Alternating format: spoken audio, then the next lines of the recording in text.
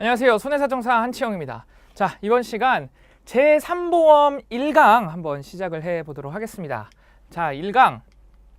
자, 우리가 여러분들 1차 공부하실 때 보험에 크게 두 종류로 보험을 나누면 인보험과 손해보험으로 나눌 수가 있었어요. 그렇죠. 그래서 인보험을 보면 인보험은 보험의 목적이, 그러니까 무엇을 담보하느냐. 인보험은 우리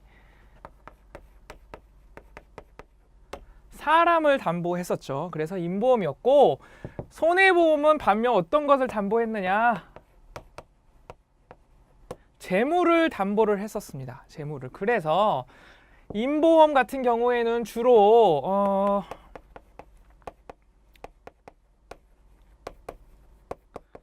생명보험 회사에서 많이 이제 생명보험에서 취급을 했죠, 과거에. 그리고 이제 재물보험은 여기 나온 이제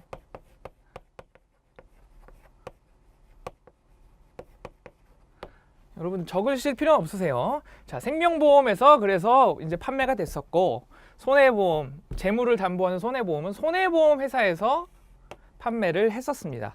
그래서 보통 뭐 생명보험 회사에서 판매했던 이제 상품들이 어떤 것들이 있느냐, 뭐 사망이나 아니면 어떤 뭐 진단비 같은 게 있었겠죠. 진단비 같은 거. 자, 그러면은 이런 것들은 특징이 우리 계약법 할 때도 배웠지만 특징이 보험금이 정해져 있는 정액보험이라는 것이 특징이었습니다. 그렇죠? 그런데 반면에 손해보험 같은 경우엔 재물, 재산을 담보로 한다고 했어요. 즉 정액보험이 아니라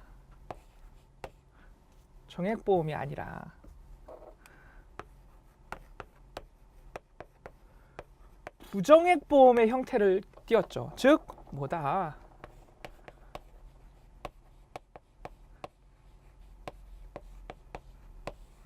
실손보상의 형태를 띈 것이 바로 이 손해보험이었습니다. 그리고 인보험의 특징은 바로 이 정액보험이라고 할 수가 있겠죠. 그런데 시간이 흐르면서 생명보험에서도 손해보험 상품들을 팔게 되고, 손해보험에서도 생명보험의 상품들을 팔게 되었어요. 그러다 보니까 탄생한 것이, 그 과정에서 이제 탄생한 것이 뭐냐? 그게 바로 이제 제3보험입니다. 우리가 배울.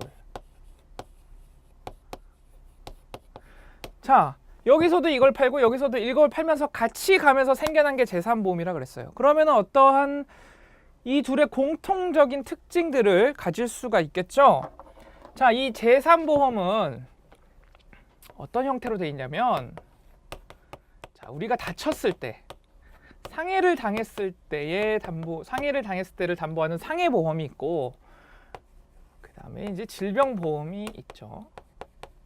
그리고 이러한 상해 또는 질병으로 인해서 어떤 간병 상태가 필요할 경우, 간호 상태나 뭐 개호 상태가 필요한 경우 등을 담보하는 간병보험으로 이렇게 나누어집니다. 자, 그러면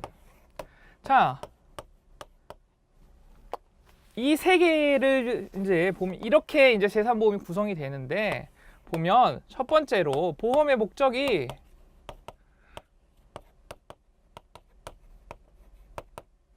뭐예요? 사람이죠, 사람. 세 개 다. 세 보험 다 보험의 목적이 사람입니다. 사람을 담보로 하고 있죠. 그리고 또 보상의 형태 보면 뭐 질병보험, 상해보험 다 질병으로 인한 사망, 뭐 상해로 인한 사망 다 담보하죠. 사망이라든지 아니면 어떤 질병, 암이나 뭐 기타 중대한 질병에 걸렸을 때 진단비 얼마 이렇게 해서 지급을 하는 어떤 진단비 같은 거. 자, 이런 것들은 어때요? 정액보험의 형태를 띠고 있죠. 정액보험의 형태를. 자, 그리고 여러분들 또 든 보험 중에 실손의료비 같은 거, 의료비 같은 거는 어떤 것을 담보해요? 여러분들이 병원에 가서 치료를 받으면 그 영수증을 보험회사에 이제 제출하면 그 영수증에 해당하는 금액을 주죠. 즉 여기서는 부정액 형태, 즉 실손의 형태를 띠고 있습니다. 그렇죠? 여기서 알 수 있는 것이 보면 사람을 담보로 하고 있고 정액보험의 형태를 띠고 있어요. 그러면 이것은 즉 저기서 말하는 인보험의 형태를 여기선 띠고 있는 것이죠. 그렇죠? 그리고 부정액보험, 즉 손해보험의 형태까지 같이 띠고 있습니다. 그것을 알 수 있죠. 그래서 이러한 이유 때문에 이러한 것을 제3보험의 이중적 특성이라고 해요. 이중적 특성. 제3보험은 인보험과 손해보험의 성격 두 가지를 다 가지고 있습니다. 그래서 오늘은 이 제3보험이 어떠한 특성들을 갖고 있는지, 그리고 그렇다면 사람을 담보로 하는데 어떠한 것들이 실손 의료비뿐만 아니라 다른 것들도 어떠한 것들이 실손 보상을 받을 수 있는 것인지, 사람을 담보함에도 불구하고 그런 것들을 오늘 배워볼 거예요. 그래서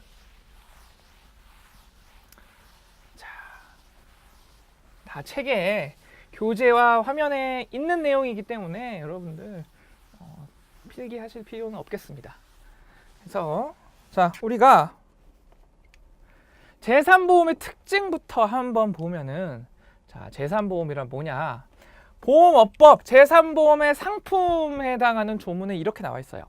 자, 위험 보장을 목적으로 사람의 질병, 상해, 간병 이 세 가지 담보한다. 아까 얘기했었죠. 그래서 간병에 관하여 금전 및 그 밖의 급여를 지급할 것을 약속하고 대가를 수수하는 계약으로 상해보험 계약, 질병보험 계약, 간병보험 계약을 말한다. 이게 제3보험이다 라고 업법에 정의가 되어 있습니다. 자, 두 가지 이중적인 성격을 가지고 있다고 했어요. 제3보험이. 그래서 인보험적인 성격부터 보면 첫 번째, 보험의 목적이 뭐다? 사람이라는 거. 사람이라는 거. 두 번째, 그렇기 때문에 피보험 이익이 없다.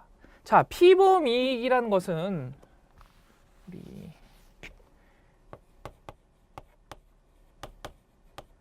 피보험 이익이라는 것은 보험 목적물에 가지는, 그림으로 설명을 할까요? 자, 만약에 사람 인보험이 아니라 물건을 든 물건 보험입니다. 그러면 1억짜리 물건이 있으면 이걸 이제 보험에 들었어요. 들었으면 내가 피보험자인 내가 보험에 가입함으로써 이 물건에 가지는 경제적인 가치, 그런 것이겠죠. 그래서 여기서는 피보험 이익이 얼마가 돼요? 1억이 되죠. 여기서는 보험에 가입함으로써 이 물건에 대해서 전손이 났을 때 1억까지 보상을 받을 수 있으니까, 즉 피보험 이익이 1억이라고 할 수가 있겠습니다. 그렇죠? 그런데 인보험은 이게 물건이 아니라 사람이에요. 사람. 그러면 사람을 금전적으로 평가할 수가 없죠. 그렇기 때문에 피보험 이익도 없다. 피보험 이익도 있을 수 없다. 자, 피보험 이익이 없다면 자연적으로 여러분들 따라오는 게 뭐겠어요? 자, 이거 노란색이 없다고 치고 피보험 이익이 1억입니다. 그러면 우리가 알 수 있는 게 보험 가액은 얼마예요? 보험 가액. 보험 가액도 1억이 되겠죠. 왜? 보험 가액이란 것은 뭐다? 피보험 이익의 평가액이니까 이 물건의 법률상 최고 보상 한도액이 1억이다. 그것이 보험 가액이다 라는 거 우리 배웠었죠. 그런데 아까로 다시 돌아와서 사람이 보험의 목적이 돼버리면 피보험 이익이 없어지고 고로 보험 가액도 없어진다. 그렇죠? 그래서 피보험 이익의 개념과 보험 가액에 대한 개념이 없다라는 거 중요한 특징이 되겠고요. 그렇기 때문에 상법상의 어떤 초과 일부 중복보험에 대한 개념도 없습니다. 자, 보험 가액이 1억인데 보험 금액, 가입할 때 설정하는 금액이죠. 보험 금액을 5천만 원으로 설정을 했습니다. 그러면 이 보험은 어떻게 되죠? 1억짜리 물건에 보험을 5천만 원만 설정을 했으니까 일부 보험이 되는 거죠. 그렇죠? 근데 5천만 원이 아니라 뭐 2억을 설정했다. 그러면 초과 보험이 될 수 있겠죠. 그런데 이러한 것들은 어찌됐든 보험 가액이라는 개념이 나와줘야 금전적으로 보험의 목적을 평가할 수 있는 보험 가액이라는 개념이 나와줘야 이렇게 설정을 할 수 있는 것인데, 그쵸? 그런데 보험 가액이라는 것이 없으니까 임보험에는 당연히 그 초과 일부 중복 보험 또한 있을 수가 없다. 이게 특징이 되겠습니다.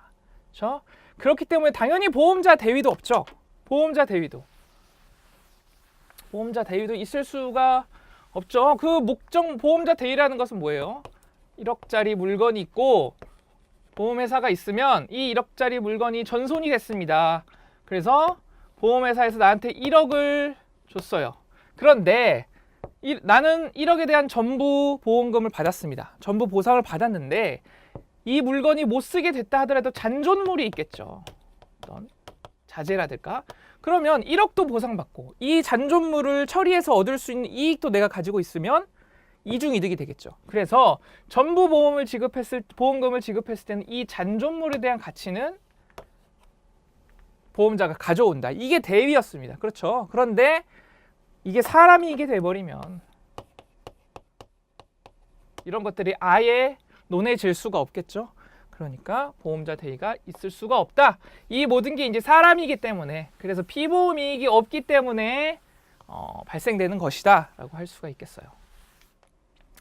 자, 다음은 중과실 사고를 담보한다. 우리 기본적으로 보험계약법에서는 고의 중과실 사고 면책으로 하고 있죠. 하지만 제3보험에서는 어떻다? 이거 배웠었습니다. 중과실 사고까지도 담보하고 있다라는 것이 이제 특징이 되겠어요. 자, 다음은 이제 피보험자 동의. 자, 이거 어디서 나올까요? 피보험자 동의. 제가 항상 드는 예가 있죠. 아내가 있고 남편이 있으면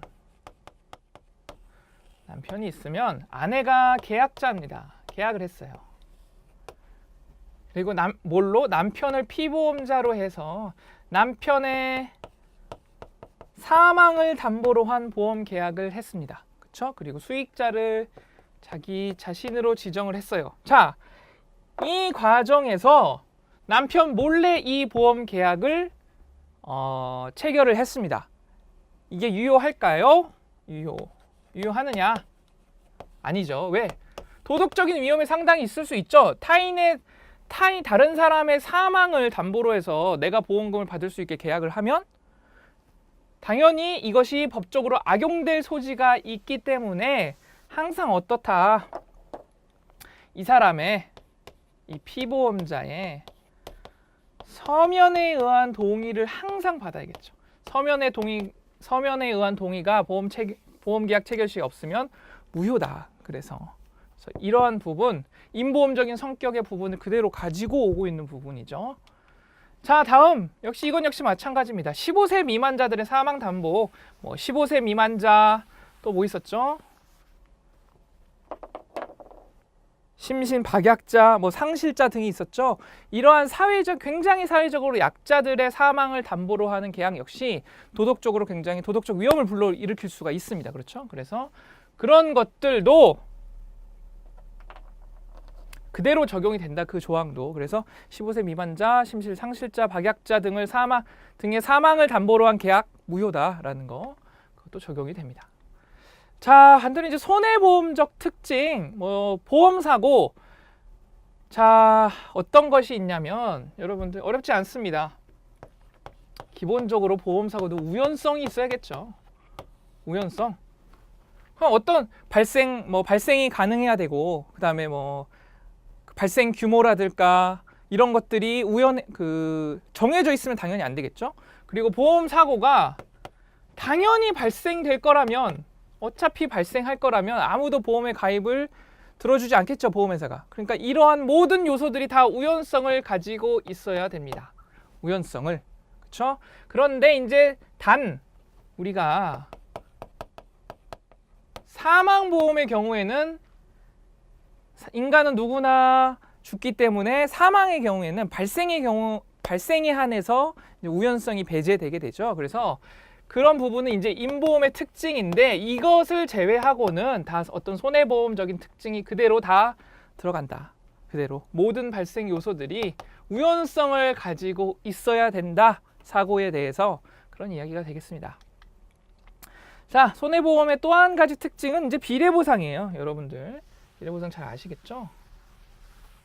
다 배웠던 내용입니다. 뭐 예를 들어서 실손 의료비를 가입을 했는데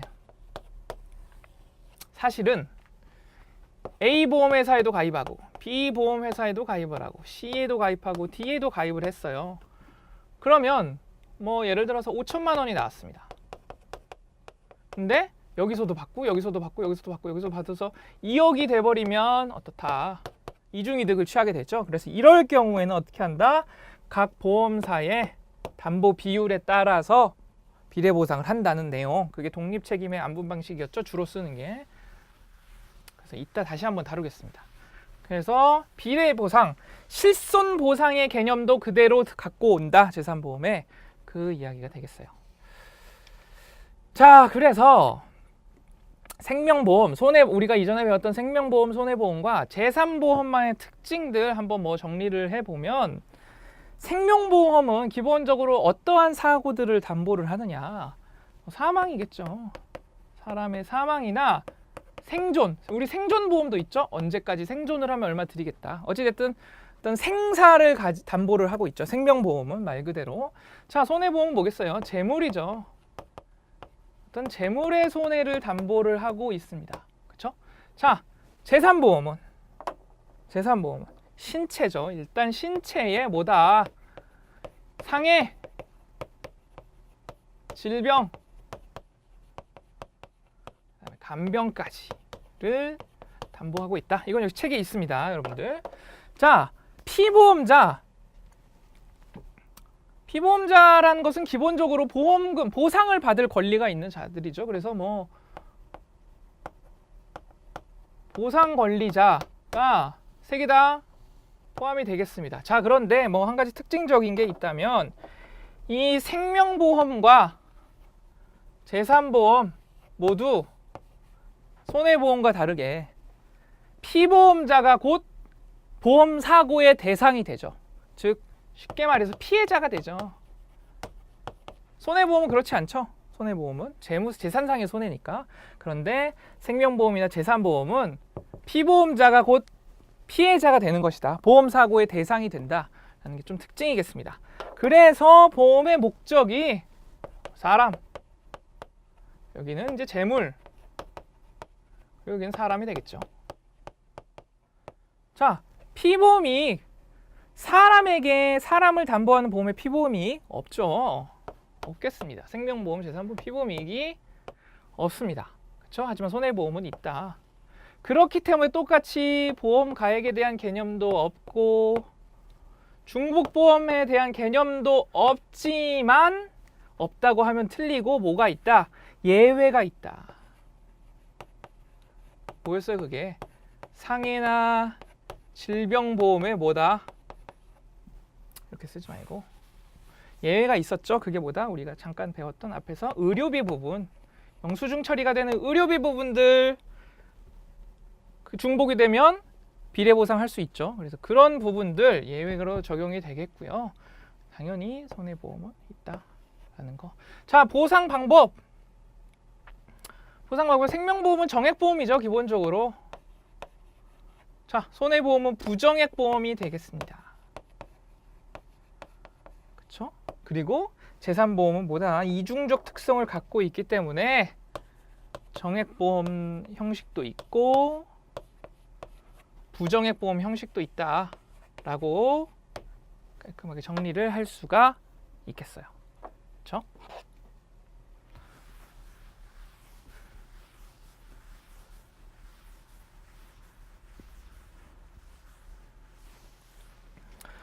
자, 다음 그렇다면 어떤 부분들이 재산보험에서 사람을 담보함에도 불구하고 어떤 부분들이 실손보상에 해당이 되느냐를 한번 보면 자, 실손보상의 의의부터 손해보험의 이득금지 원칙의 실현 방식이죠. 그래서 피보험자가 실제 입은 손해만을 보상하는 것이 실손보상이 되겠습니다.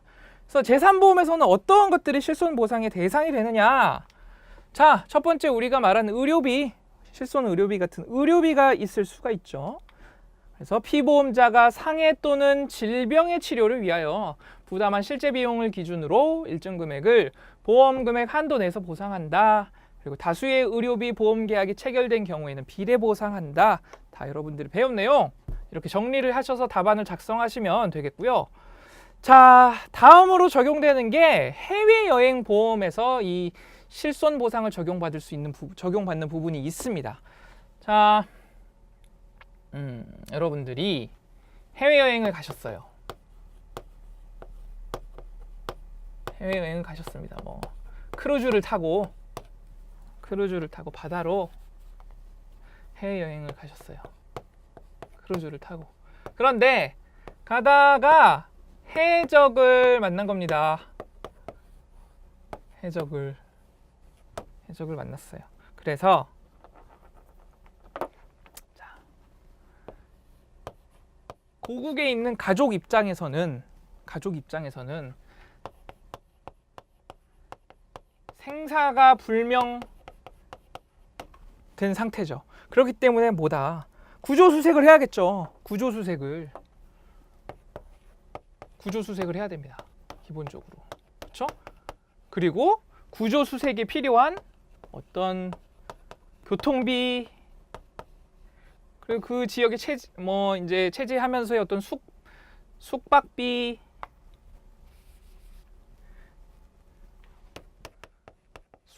같은 거 뭐 기타 그런 금액들이 들겠어요. 자, 그렇게 해서 찾았습니다. 발견을 했어요. 그러면 어떻다? 이제 뭐 이송비 그리고 뭐 기타 비용들 이러한 비용들이 발생을 할 수가 있겠습니다. 그렇죠? 그래서 이러한 것들을 담보하는 게 뭐다? 해외여행 보험의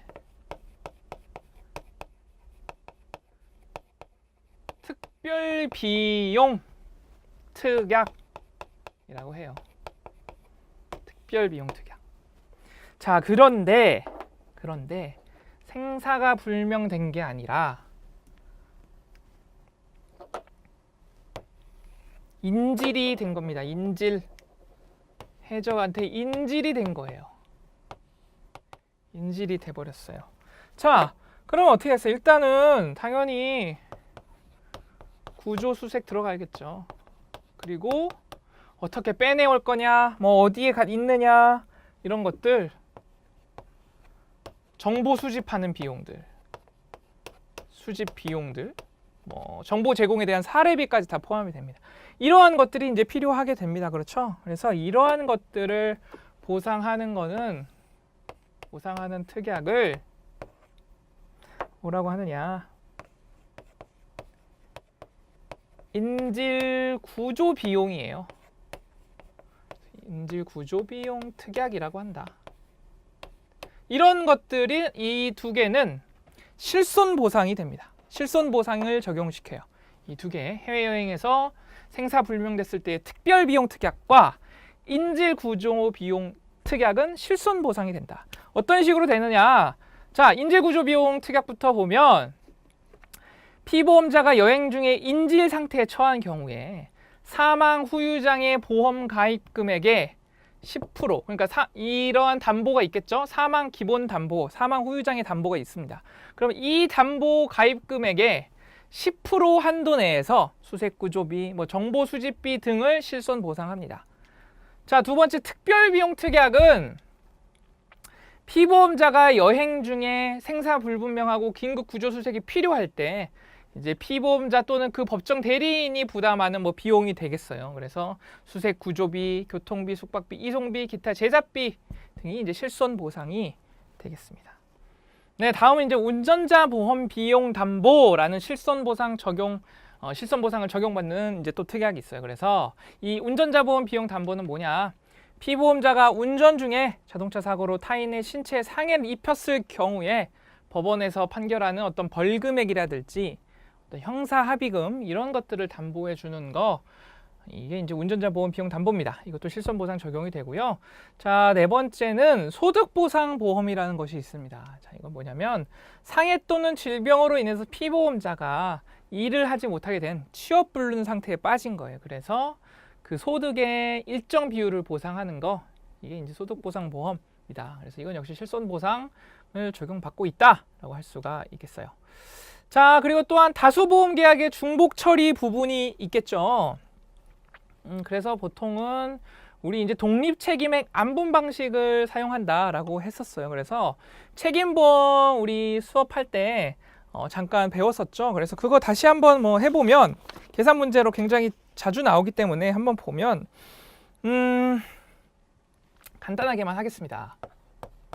자, 갑보험회사 보험가입 한도액이 100만 원이에요. 그리고 을은 200만 원이고 병보험회사는 300만 원입니다. 자, 손해가 처음에 손해가 150일 때, 자, 손해가 150인데 갑보험회사에서는 한도가 100만 원밖에 안 돼요. 그래서 독립책임액이 100만 원이다. 그쵸? 근데 을은 한도가 200이기 때문에 150 다 할 수가 있습니다. 그쵸? 자, 병 역시 한도가 300이기 때문에 150 다 할 수가 있다. 자, 독립책임액 안분 방식은 뭐다? 이렇게 독립책임액을 먼저 계산해 놓고 이들의 비율을 가지고 한다. 계산을 한다 그랬죠? 그래서 손해액은 그럼 이제 어떻게 되겠어요? 손해액이 150이죠? 곱하기 독립책임액의 비율이니까 이 100, 150, 150이 이제 400이니까 400분의 100만큼만 부담을 하면 되겠습니다. 갑은. 그쵸? 자, 을은 어떻게 써요? 을은 150에서 400 중에 150만 담보를 하면 되겠죠. 병 역시 마찬가지네요. 병 역시 400분의 150만 담보를 하면 되겠습니다. 그쵸? 자, 근데 손해가 이제 200이 났습니다. 200이. 자, 갑은 여전히 100만 원밖에 줄 수가 없어요. 그쵸? 자, 을은 한도가 200이기 때문에 200 다 줄 수가 있습니다. 병 역시 한도가 300이기 때문에 200 다 줄 수가 있어요. 그러면 손해액 200을 어떻게 나누느냐? 자, 100, 200, 500이니까 갑은 500분의 100만큼만 500분의 200만큼만 병 역시 500분의 200만큼만 지급을 하면 되겠습니다. 그쵸? 자, 손해가 300일 경우에 어떻게 하느냐? 300일 경우에 똑같이 하면 되죠. 갑은 독립책임액이 100이고 을은 200이고 병은 300이 되겠죠. 그렇죠? 뭐 똑같이 손해액이 300이고 곱하기 전체가 지금 보면 600이네요. 600분의 100만큼, 여기는 600분의 200만큼, 여기는 600분의 300만큼만 곱하면 되겠다. 300만큼만. 이게 이제 독립책임액 안분 방식이다라는 거 알고 계시면 되겠어요. 자, 오늘 배운 거 간단하게 정리를 해보면 1강에서 재산보험 특징과 실손보상에 대해서 한번 배웠습니다. 그렇죠? 그래서 재산보험 특징의 부분 보험업법에 나와 있다 그랬죠. 그래서 상해보험계약과 질병보험 그리고 간병보험 세 파트로 구성이 된다라는 거. 그래서 특징들 어떤 것들이 있었다?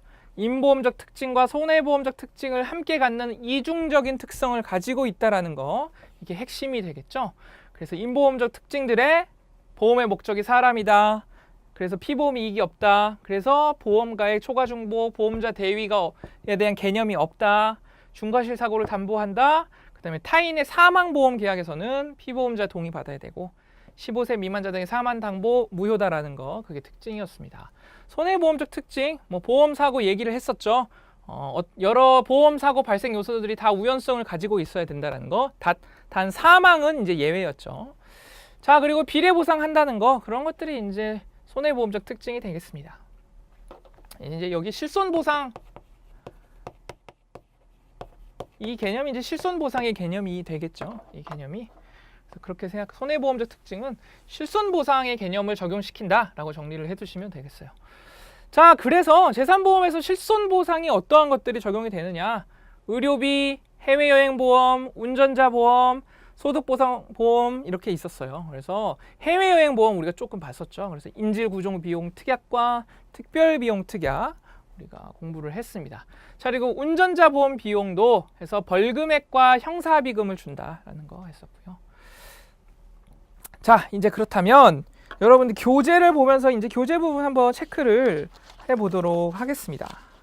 네, 교재 챕터 1 이제 재산보험의 특징부터 나와 있죠. 그래서 의의의 첫 번째 줄에 상해보험, 질병보험, 간병보험을 말한다. 그리고 두 번째 줄에 이중적 성격이라는 거. 자, 그리고 그 바로 옆에 즉부터 시작해서 위험보장을 목적으로 해서 끝까지 보험업법 제2조, 제5조까지 써있는 부분, 이 부분이 이제 재산보험의 의의가 되겠습니다. 체크를 해서 의의라고 해주시면 되겠고요. 참고적으로 이제 상해보험과 질병보험, 간병보험에 대한 의의가 밑에 표로 마련을 해놨습니다. 보시면 되겠고, 자, 임보험으로서의 특징, 이거 여러분들 조금 반드시 기억을 해 주셔야겠죠. 그래 다 설명드린 부분입니다. 그래서 보험의 목적에서는 첫 번째 줄 오른편에 피보험자의 신체를 대상으로 한다는 거, 두 번째 피보험 이익이 없다라는 거, 초과 중복 일부 뭐 없다라는 거, 보험자 대위 없고 중과실 사고 담보한다는 거, 피보험자 동의와 15세 미만자 사망 담보 부분 등 다 여러분 읽어보시면 되겠습니다. 네. 자, 손해보험 3번의 손해보험으로서의 특징도 한번 읽어보시면 되겠고요. 1번에 괄호 1번의 보험사고의 특징. 그래서 임보험의 보험사고인 사망은 그 시기만 불확정한 반면에 이거를 지워주시고요. 그 시기만 불확정한 부분 대신에 발생 여부는 불확정적 이렇게 적어주시면 되겠습니다. 발생 여부는 불확정.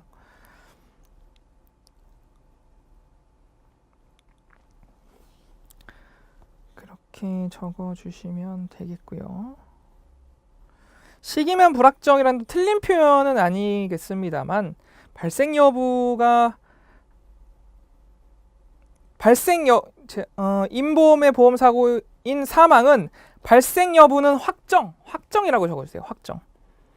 불확정이라고 제가 말씀드린 것 같은데 확정이라고 적어주시면 되겠습니다. 그래서 이 표현이 훨씬 더 정확한 표현 같아요.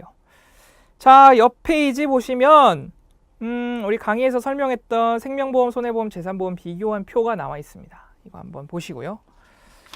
자, 다음 페이지에 재산보험의 실손보상 방식에 대해서 나와 있죠. 의 부분 쭉 읽어보시고 네, 쭉 읽어보시고 2번에 재산보험에서 실손보상 담보 부분, 자, 의료비 담보 했었죠. 그래서 첫 번째 줄에 실제 비용, 그리고 보험가입 금액 한도 내에서, 그 다음에 다음 줄이죠. 다수의 의료비 보험 계약이 체결된 경우는 비례보상한다는 거 체크를 해두시고요. 자, 해외여행 보험 부분. 그래서 인질구조 비용 특약에서는 첫 번째 줄 오른편이죠. 사망 후유장의 보험 가입 금액의 10% 범위 내에서 실제로 소요된 구조 비용. 특별비용 특약은 이제 쭉 보시고 두 번째 줄에 피보험자 또는 피보험자의 법정 상속인이 부담하는 비용, 이런 것들이 이제 핵심 포인트가 되겠어요. 그렇게 뒤에 가면 다시 한번 자세하게 다룰 겁니다. 그래서 만약에 여러분들이 간단하게 쓰실 일이 있으면 이런 식으로 정리를 해서 쓰셔도 괜찮겠어요. 자, 옆 페이지 보면 운전자 보험 비용 담보가 있죠. 그래서 벌금액이랑 뭐 형사비금 담보한다고 했는데 동그라미 1번의 세 번째 줄입니다. 뺑소니 사고, 음주 무면허 사고, 자동차를 영업 목적으로 운행하던 중에 발생한 사고는 보상하지 않는다라는 거 특이한 점이니까 체크를 해두시고요. 자, 소득보상보험은 이제 취업 불능 상태고 3번의 중복보험 처리는 독립책임의 안분 방식을 취한다는 거 특징이 되겠습니다. 네, 이번 시간 내용 여기까지고요. 다음 시간에 이어가도록 하겠습니다.